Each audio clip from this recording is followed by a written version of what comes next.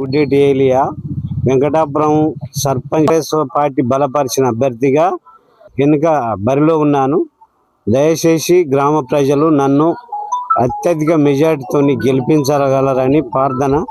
కాంగ్రెస్ చేసిన 2 ఏళ్ల పాలనలో ఏం లేదు, సున్నా ఉన్నది.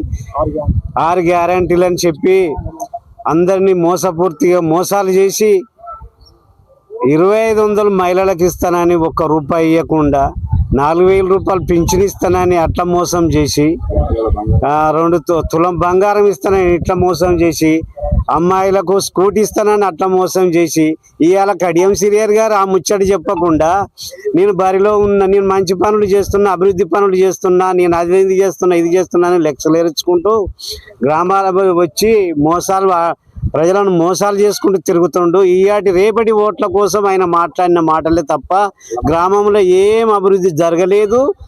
మొత్తం పూర్తిగా మాట్లాడడమే జరుగుతుంది కానీ ఒక్క పని కాంగ్రెస్ ప్రభుత్వం చేసినది ఏం లేదు.